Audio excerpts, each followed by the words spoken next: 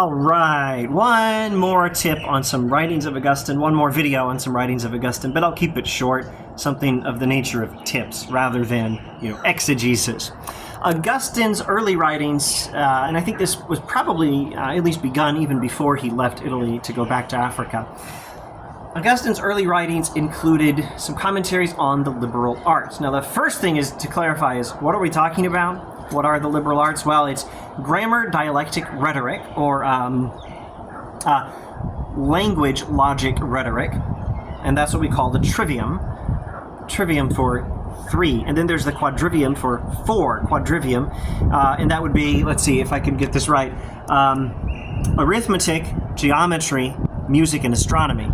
Now, as far back as, well, actually probably farther than this, but at least as far back as Book 7 of Plato's Republic, philosophers who were Plato or Platonists or interested in Plato or followers of Plato would talk about the liberal arts as a way of training the soul to know non-physical reality. Among other things, the universality of mathematical principles and the non-physicality of mathematical reality, because going back to Pythagoras, we think numbers are real things and they're not physical things. Again, on my standard illustration, think of a triangle, and you're picturing a triangle with those 3 angles, but you've never actually seen a triangle because a triangle is made of line segments, and line segments have no width, which means you can't see them, but you only know what is real, and you know what a triangle is, and you know that the Pythagorean theorem is true. Therefore, triangles are non-physical realities known with the mind rather than the body. That's the way of thinking from Pythagoras and through Plato up to Augustine and beyond. All right. So the non-physicality of things studied when you study things like math and geometry, and the universality of their truths trains the mind to comprehend non-physical reality and actually teaches us a little bit about actual non-physical things, not God himself, but some of the lower non-physical things. Okay, so that's what liberal arts education is really meant for. It doesn't just mean a diverse education where you study some math and some science and some literature and some other stuff like some universities will probably mean today when they say liberal arts. No, it means the arts that liberate the mind for understanding ultimate reality, or the disciplines that are meant for free people, for liberated people, is another way of thinking about liberal arts. So Augustine writes about these liberal arts, except he never finishes it. It was an unfinished project. He was trying to write some books talking about grammar, dialectic, rhetoric, music, astronomy, geometry, arithmetic, and it follows up on some earlier observations in De Ordine, on order, from Cassiciacum Dialogues. And it's also following up on the attempt to know God and the soul that was initiated, well, in all the Cassiciacum Dialogues, but especially Soliloquia. It's following up on that. He's trying to understand God and the soul by means of understanding those liberal arts or disciplines, the Latin word disciplina, I think is the word we want there.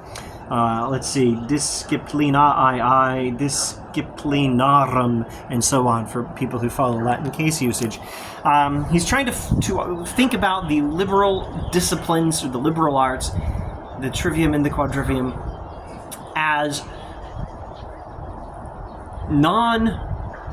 as objective truths about non-physical realities that are known by the soul and have some presence in the soul, and how does that even work, and how does that connect us to God, and how are the liberal disciplines themselves dependent on God, because how are those non-physical realities and those objective truths about non-physical reality, all that stuff, how is that all dependent on God, connected to God? That's the sort of thing he's trying to figure out.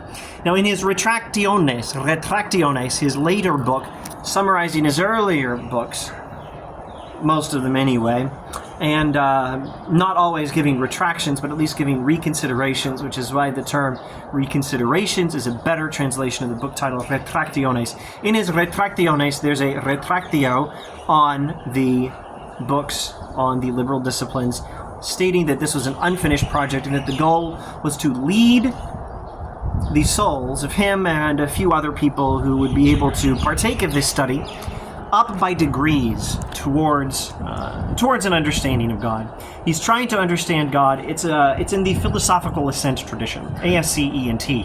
He's trying to ascend by degrees to an understanding of God. That's what's going on in these. And I don't think you can find a public domain translation at newadvent.org. There probably is a public domain translation or some other translation that's public, that probably should be public domain, that's on the internet somewhere, but I just can't tell you off the top of my head where.